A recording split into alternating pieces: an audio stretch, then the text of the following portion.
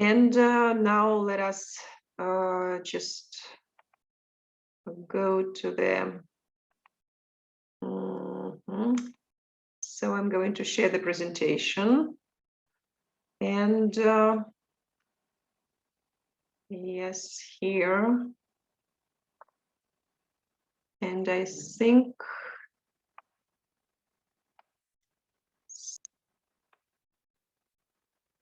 So we should start with the first slide here. Sorry. And one more time.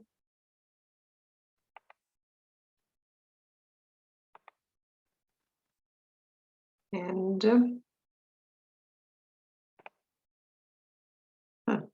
what can you see on the screen? A part of body. Is it home task?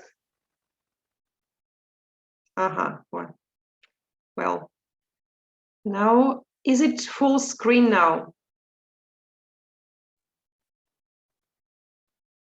No. No, it's not.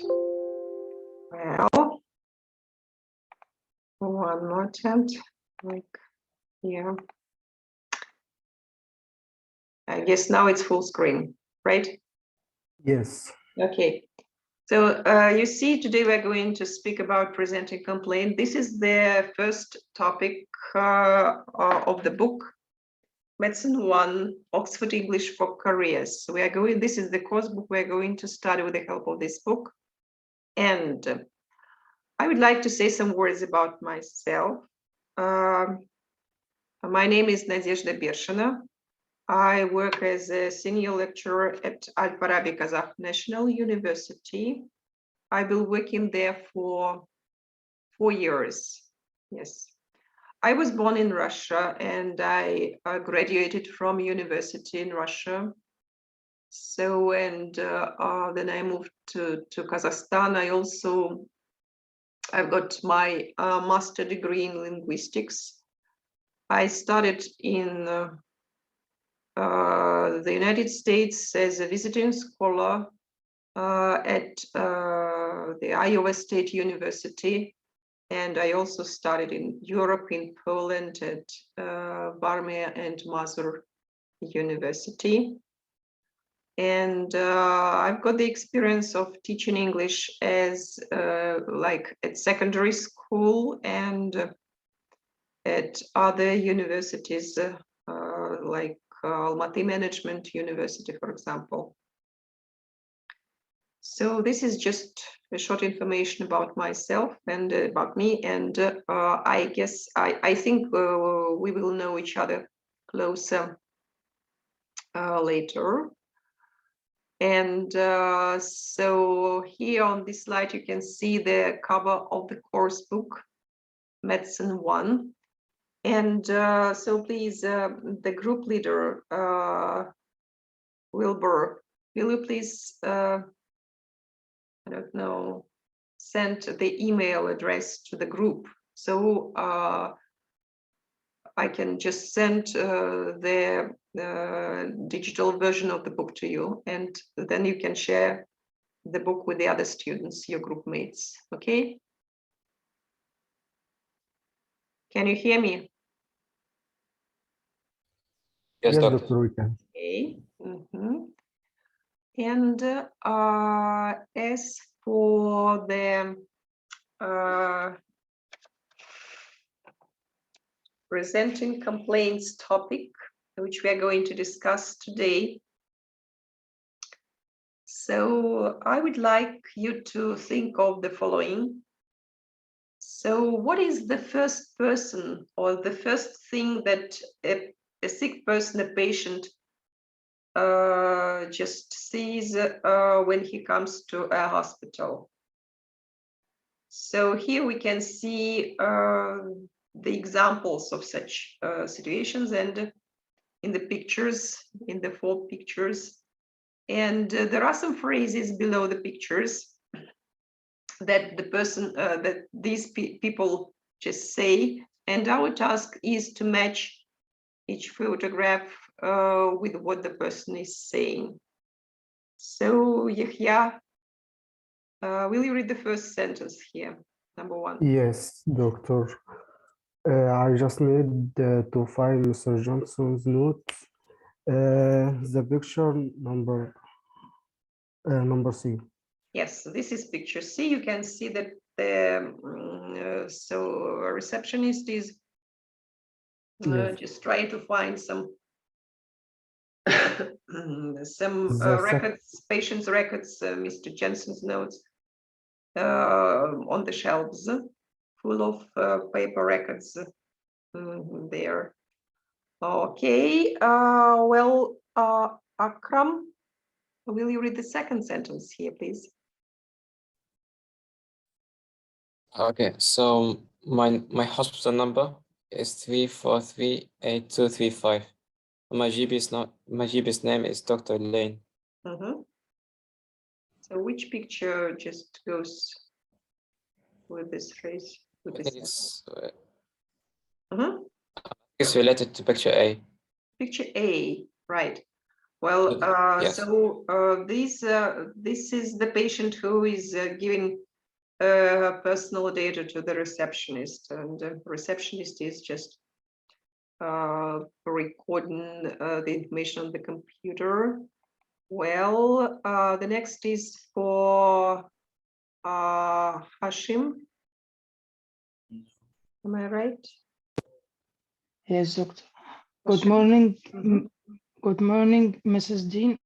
My name is Dr. Bray. I think picture number B.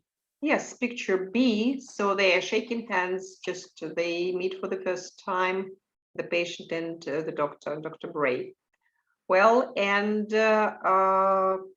just the fourth line here is for Mustafa. مصطفى أحمد ومصطفى صبري. Mustafa Sabir Mahmoud Musa. Yeah. Sorry, I don't know my GPS phone number. Can I leave that blank?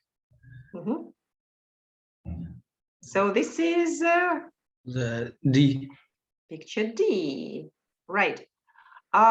Well, so they are the receptionist and the patient are working on their kind of form with the personal information, and you can see, you know, in all these sentences we can see the abbreviation GP. GP stands for a doctor who provides general medical treatment for people who live in a particular area, family doctor. So this is G, general practitioner, GP, general practitioner. Okay, and I would like you to have a look at the next slide here. There are several questions about keeping patient records. And so the first is, how important are accurate patient records and why is it important? So let us listen to Hassan. Hassan? Yes, doctor. In your country, are patient records kept on computer? Our no paper. No, Much of Hassan, I would like you to answer the first question. How important are accurate patient records? Or in other words, why is it important to keep the patient records accurately? Why? Who can answer this question?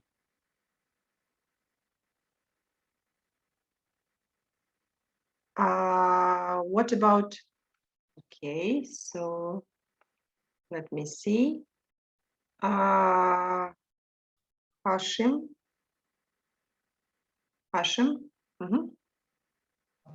Yes, doctor.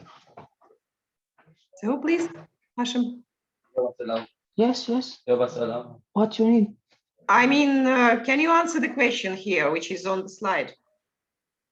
Yeah, have you raised number your of hand? Not? Okay, Wilbur, Can I Yes. answer? Wilbur, what can you say about Okay. it? Mhm. Accurate patient records. They are very important because if you do not keep accurate patient records, you will not be understanding the patient very well. I can give you an example. I Mhm. one time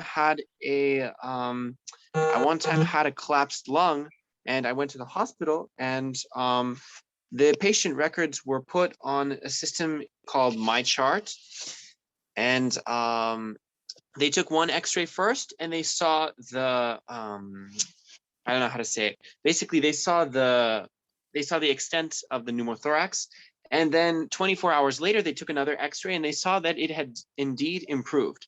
Now, if they did not keep patient records, then they would not know that the collapsed lung had actually improved. So they would not know when to dismiss me, or if I was getting better or worse. Okay, very good example. Thank you. Okay, and well, so the question about the form of keeping the patient records on computer or on paper in your country. So so did we yes, let us listen to Mustafa Ahmed. Mustafa. In the past, the patient record keep it in paper, but now keep it in computer. Mhm. And which of the two systems do you think is better, on computer or on paper? I think the paper system is good because in computer it can accidentally delete any date form of patients. Mhm.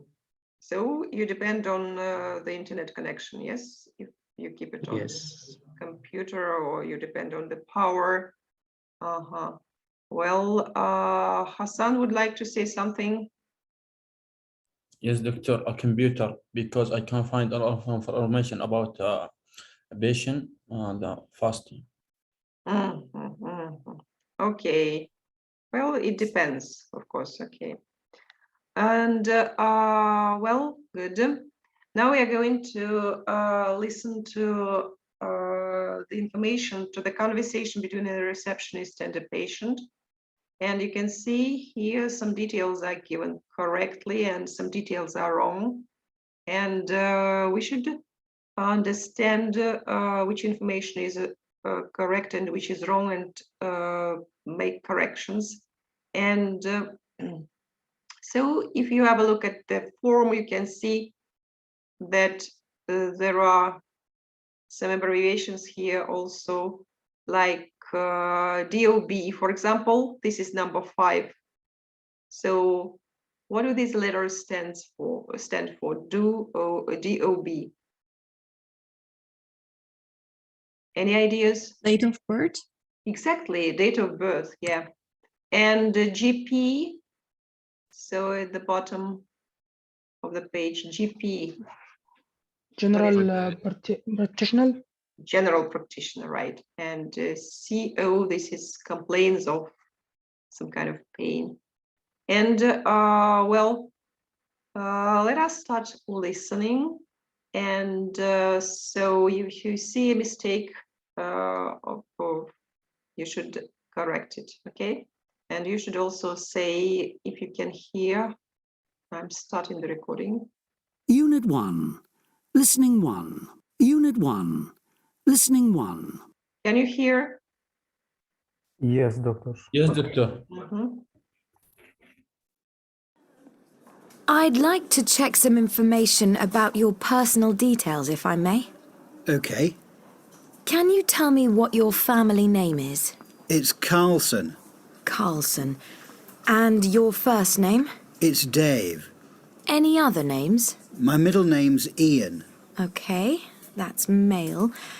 And can you tell me what your address is? It's 3 Parkview Mansions, Castlefield, Manchester, M6 7DE.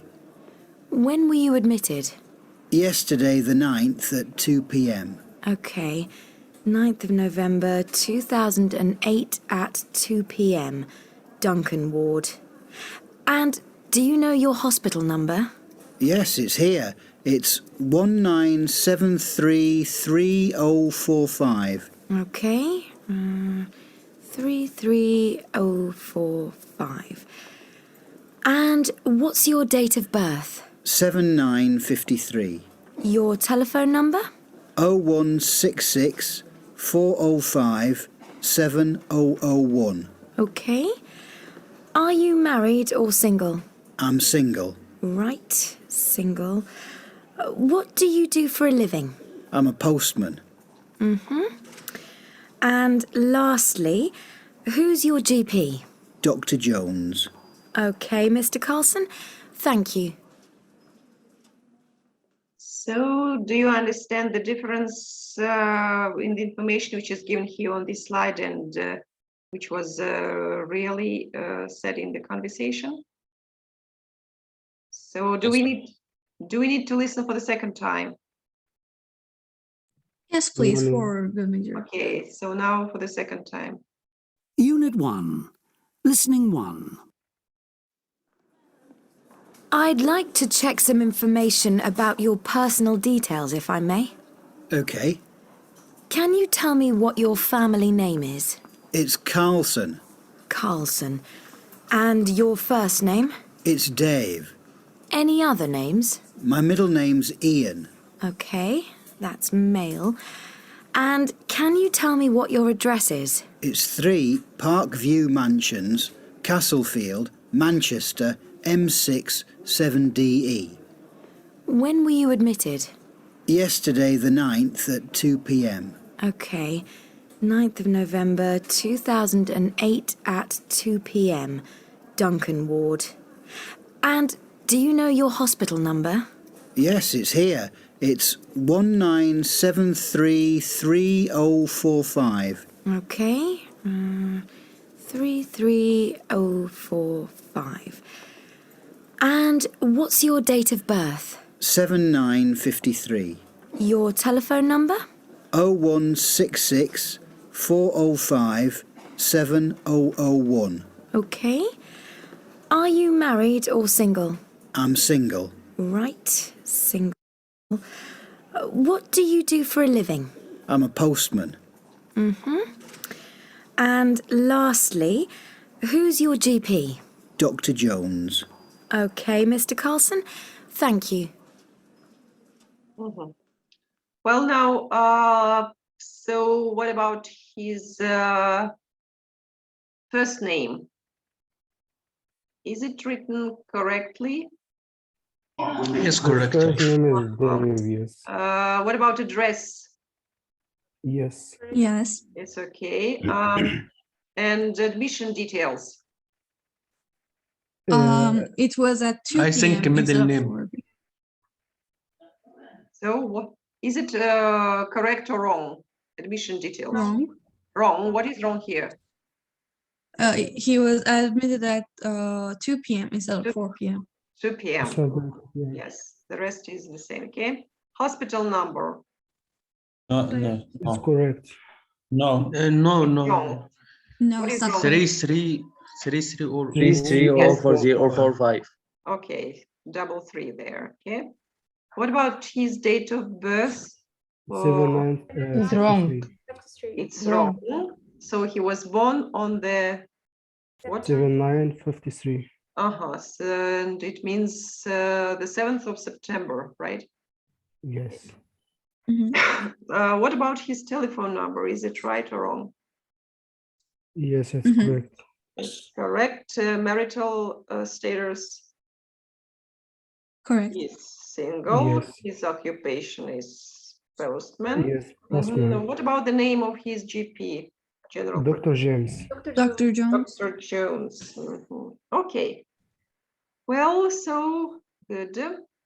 You can see this is the basic information that doctor or nurse should know about the patient.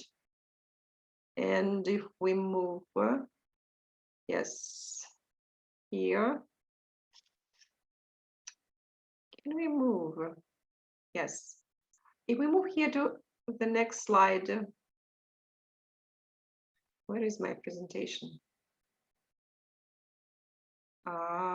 Well, I mean, just a minute.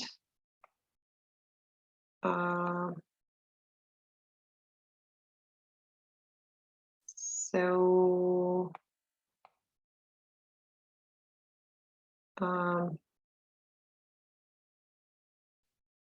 okay. So, I mean, let us focus on the questions that the doctor asks or receptionist asks the patient who is visiting the hospital for the first time to complete the form. And here are the questions. As you see, some questions are direct, like, do you know your hospital number? What's your telephone number? They start with a question word or with an auxiliary if it is a general question. But some of the questions are kind of complex sentences, and they can be divided into two parts, and they start with, can you tell me what your family name is? Or can you tell me what your address is? So they are so-called indirect questions. And so why does the doctor ask this kind of questions? Because they are so-called gentle questions. So patients are vulnerable when they come into contact with medical professionals. So when taking a history, doctors and nurses need to learn to ask questions in a way that instills confidence in patients and elicits accurate information. That is why so the doctors and nurses and receptionists should be very careful while asking the questions. And so let us have a look at the grammar structure of such indirect question. So doctors ask gentle questions to put the patient at ease, and the structure is the following. So this question can be divided into two parts. The first part is the question itself. Can you tell me? In the second part of the question, we should keep the direct order of words. So after the question phrase, like what or who, we need to use a noun, and then the verb follows the noun. In the direct question, the order of words is inverted, so it is different. The verb comes exactly after the question word. What's your surname? Is. What is your surname? The verb is, and it is used before the noun, before surname. This is direct question. And the indirect question, the order of words is the following. Can you tell me what your surname is?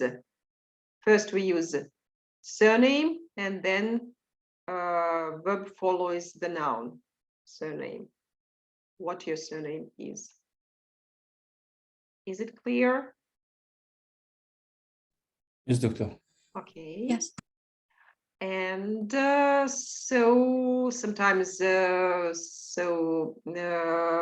receptionist removes the words to make questions shorter, like instead of what's your surname, the first name, your first name, instead of have you any other names and any other names. So it's clear. And now let us look at the this chart. Here there are examples of direct and indirect questions. So, and we should just look one more time at the changes that we can see in the indirect questions. So the first line here, where's the bank? So there is the verb to be in the form of is. It is used before the noun. Is the bank? If we ask the indirect question and we start it with, could you tell me? So where the bank is, first we use the bank, the noun, and then we use is, the verb. So the next example, what time do the shops close? Here An auxiliary verb do is used to make up a question. And when we change when we use this question in the complex sentence, we do not use do. So the first part of the question, do you know? And then there is a direct order of words. What time the shops close? No, do. So because it's this part is not a question actually. So the next example is there a bus stop near here? This is a general question or yes, no question. And so if we change it into indirect question, do you know, we need to add if. Do you know if? And then we change the order. Instead of is there, we use there is a bus stop near here. And the last line is also the general question. Does this train go to Victoria? So it is formed with the help of does. And in the indirect question, could you tell me? We also use if. And then no does. If this train goes to Victoria. So we add the final S to the verb goes, because this is third person singular. If this train goes to Victoria. So these are the rules. And we have only 1 minute left. So that is why, okay.